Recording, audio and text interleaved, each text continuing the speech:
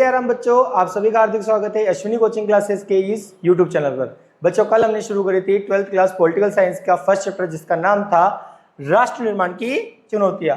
हमने पढ़ा था कि 15 अगस्त 1947 को भारत आजाद हुआ था। आजादी के बाद में हमारे नेताओं और हमारे देश के सामने चुनौती थी इस देश को एक रखने की और अखंड रखने की।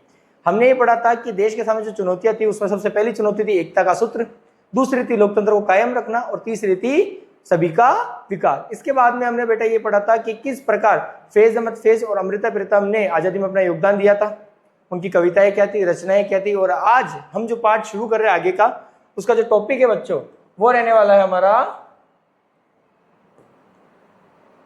विभाजन, विस्थापन और पुनर्वास। यानी बंटवारे के बाद में हमारे क्या क्या परिणाम हुए, कारण क्या थे और वापस से भारत एक कैसे हुआ। शुरू करते हैं बच्चों। 14-15 अगस्त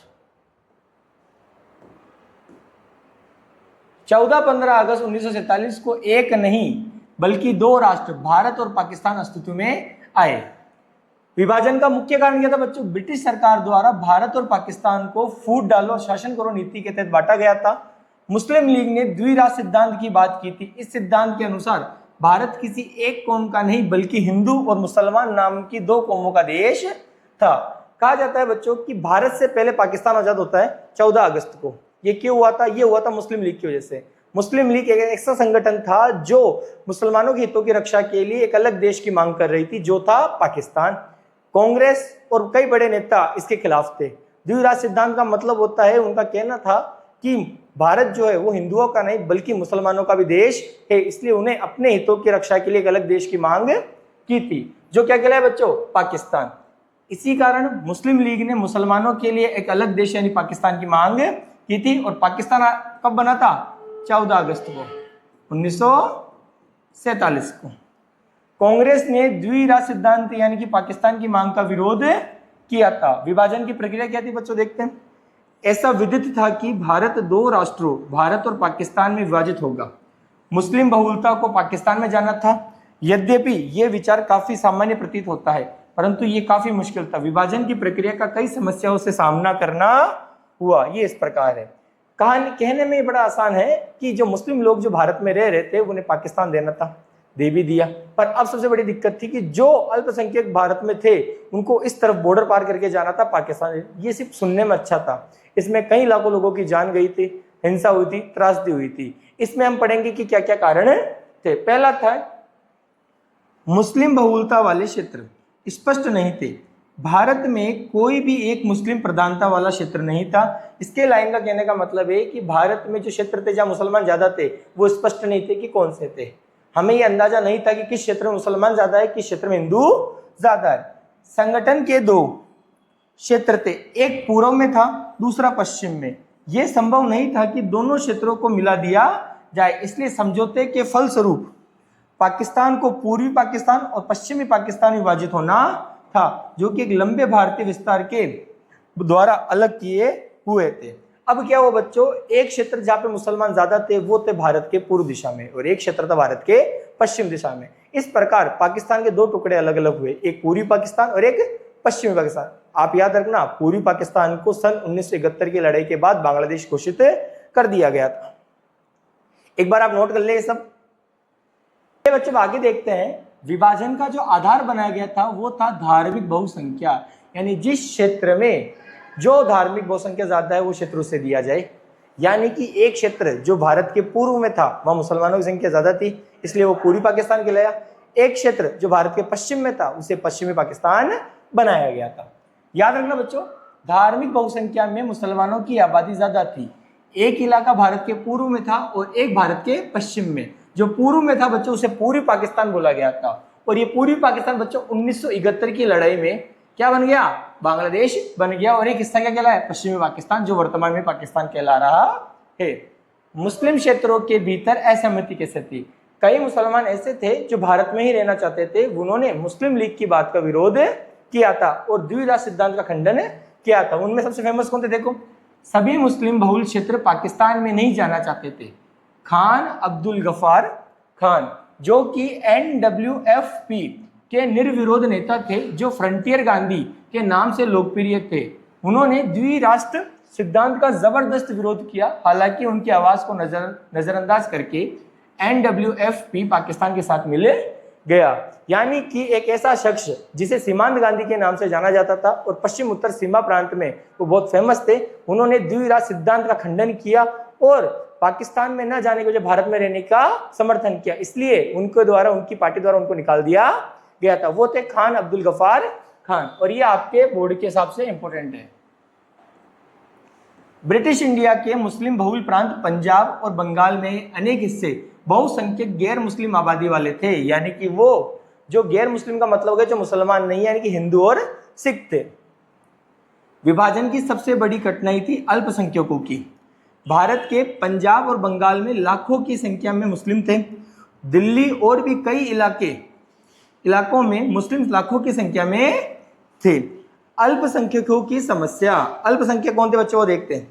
अल्पसंख्यकों का एक बड़ा समुदाय जो कि हिंदू या सिख के क्षेत्रों में था। मुसलमान जो कि भारतीय बंगाल या पंजाब में अपने आप को फंसा हुआ महसूस कर रहे थे, उन्होंने अजनबी क्षेत्रों में भेज दिया गया, अपितु वह हिंसक घटनाओं के शिकार बने। राजनेताओं ने यह सोचा कि यह हिंसा क्षणिक है, परंतु हिंसा ने जल्द ही सारी सीमाएं तोड़ दी।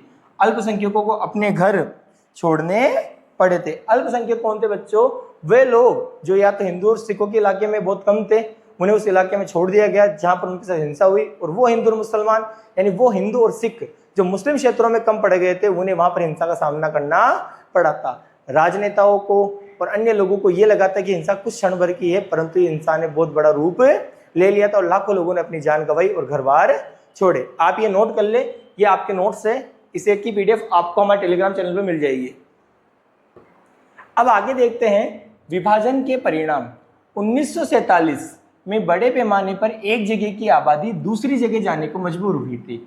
आपके ये परिणाम बोर्ड में आएंगे तो आपको इसको ढंग से समझना है। ये लाइन ये कह रही है कि सन 1947 को 2 देश अलग हुए।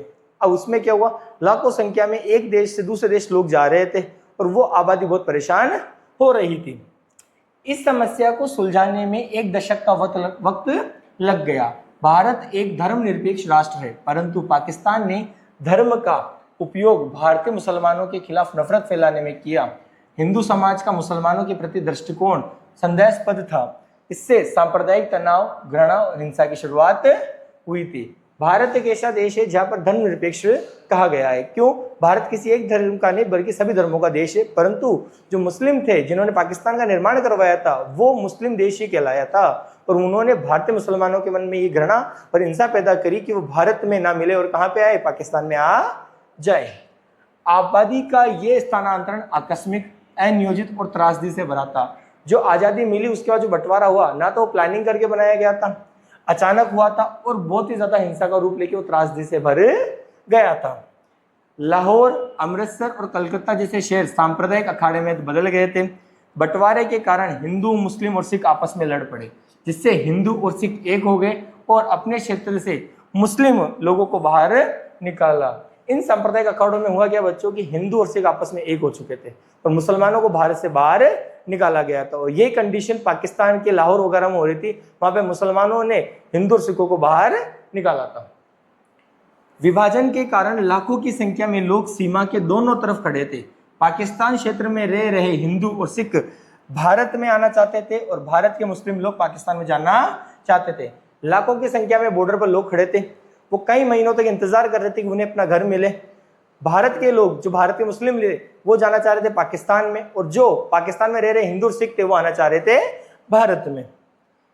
इन लोगों के लिए आजादी का सिर्फ एक ही मतलब था, महीनों तक किसी शरणार्थी शिविरों में पड़े रहना। ये जो बॉर्डर पे जो लोग थे बच्चों, वो महीनों तक, कभी कभी तो सालों तक इन शिविर में पड़े रहे थे, इनको अपना घर तक नसीब नहीं हुआ था।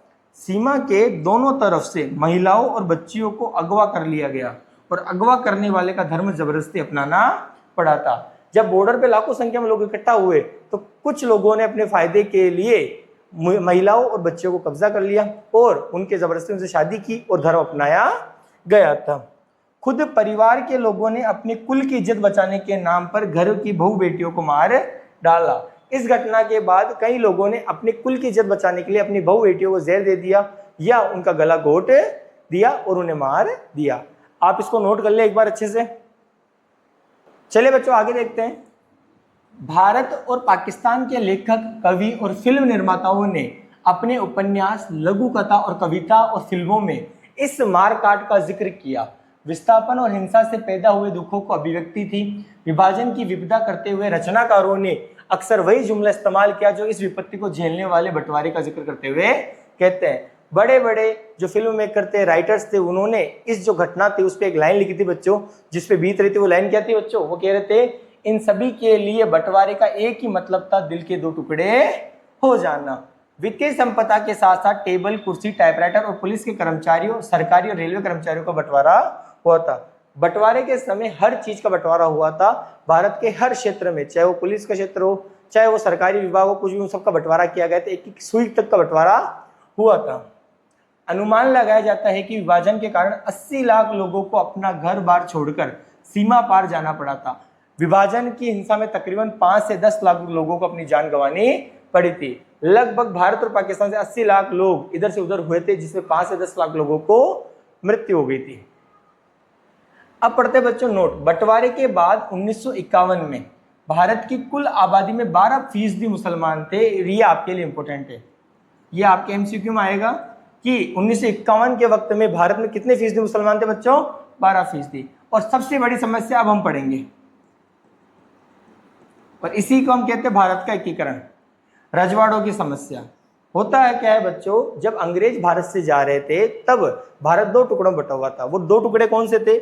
एक तो था ब्रिटिश प्रभुत्व वाला भारतीय प्रांत, यानी वो हिस्सा जो अंग्रेजों का अधीन आता था, और वो छोटे मोटे राज्य जो अंग्रेजों के अधीन नहीं थे, राजाओं के अधीन थे, वो क्या कहलाए? रजवाड़े। जो राजाओं के अधीन थे, राज्यों के कहलाए रजवाड़े। अंग्रेजों ने जाते वक्त ये बोला था कि जो रजवाड़े यानी कि रजवाड़ों का राजा या तो अपनी मर्जी से भारत संघ में शामिल हो जाए या पाकिस्तान संघ में।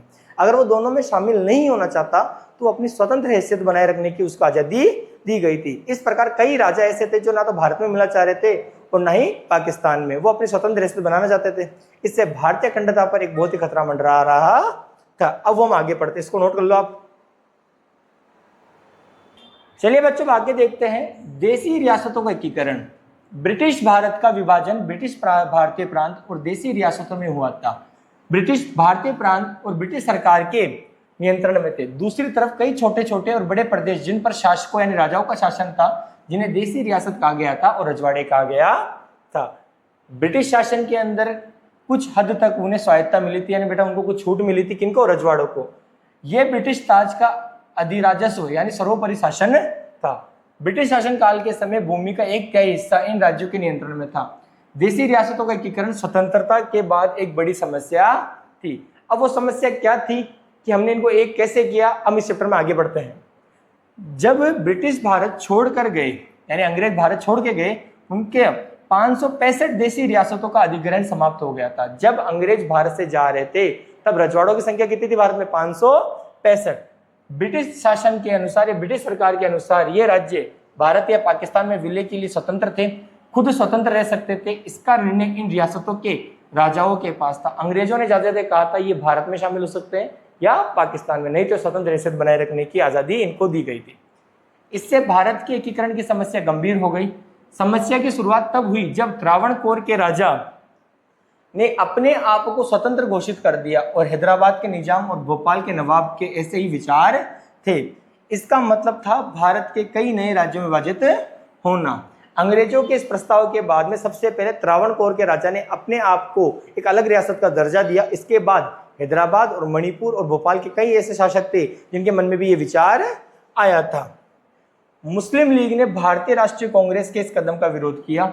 इस लीग का मानना था कि रजवाड़ों को अपनी मन मर्जी के रास्ता चुनने के लिए छोड़ दिया जाए, पर भारत ने यह ना मानते हुए उनको समझाने का प्रयास किया, परंतु मुस्लिम लीग ने इसका विरोध किया। मुस्लिम लीग ये कह रही थी कि जब अंग्रेज कह के गए हैं कि ये रजवाड़ों की मर्जी वो किसमें शामिल होना चाहिए, तो भारत इन पे दबाव क्यों डाल रहा है।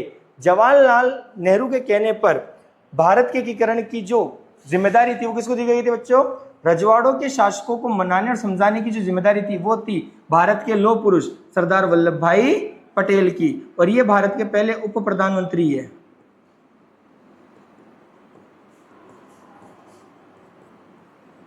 और ये हमारे पहले क्या थे? गृह मंत्री। और सरदार वल्लभ भाई पटेल ने ही भारत के एकीकरण में अपनी महत्वपूर्ण भूमिका निभाई थी, आप नोट कर लो। चलिए बच्चों आगे देखते हैं। सरदार वल्लभ भाई पटेल के कूटनीतिक तरीकों ने छोटे देशी रियासतों के भारत संघ में विलय में महत्वपूर्ण भूमिका निभाई। वर्तमान उड़ीसा बच्चों उस समय 26 छोटे मोटे राज्य थे, यानी उसमें प्रांत बटे हुए थे, और गुजरात और सौराष्ट्र प्रदेश में भी कितने 14 तो बड़े रजवाड़े थे और 119 छोटे प्रांतों में बटा हुआ था। सरकार के इस कार्य को 3 चरणों में बांटा गया था। सरदार वल्लभ भाई पटेल ने बच्चों ये देखा था कि अधिकांश जो रजवाड़ों की प्रजा है वो भारतीय संघ में मिलना चाहती थी, इसलिए सरदार वल्लभ भाई पटेल के कहने पर सरकार कुछ क्षेत्रों को स्वायत्तता यानी कि उसे छूट देने यानी उनकी बातों को मानना चाहा। आगे देखते हैं बच्चों, देशी रियासतों यानी प्रांतों के लोग स्पष्ट रूप से भारतीय संघ में जुड़ना चाहते थे। सरकार कुछ क्षेत्रों को स्वायत्तता यानी कि छूट प्रदान करने के लिए तैयार थी, जिससे कि विविधताओं का समायोजन हो सके। सरकार ने भी महसूस किया कि अगर हम इन्हें अभी छूट देंगे तो भारतीय संघ में शामिल हो जाएंगे और भारत एक अखंड भारत के रूप में जाना जाएगा। विभाजन के कारणों ने प्रदेश को एकीकरण के अखंडता और सुदृढ़ीकरण को महत्वपूर्ण बना दिया। कई देशी रियासतें अपनी इच्छा से भारतीय संघ में जुड़ गई। हालांकि कश्मीर, जूनागढ़, हैदराबाद और मणिपुर जैसी देशी रियासतों के एकीकरण ने लोगों में क्रोध उत्तेजना भर दी। कहते हैं बच्चों कि बहुत सारी रियासतें तो अपनी मर्जी से ही भारत में जुड़ गई थी, परंतु जो मेन रियासतें थी जैसे कि कश्मीर, जूनागढ़, हैदराबाद और मणिपुर, इन रियासतों के जो राजा थे वो भारत में जुड़ना नहीं चाहते थे। और सबसे इंपॉर्टेंट रियासत कौन सी इसमें से? हैदराबाद। आजादी के समय भारत में कुल कितने रजवाड़े थे बच्चों? 565। आई होप आपको चैप्टर अभी तक समझ में आ रहा होगा। इसका लास्ट पार्ट हम डालेंगे कल की वीडियो में, उस चैप्टर को खत्म करेंगे, फिर आने वाले वीडियोस के अंदर हम इसके इंपॉर्टेंट क्वेश्चंस देखेंगे। Thank you.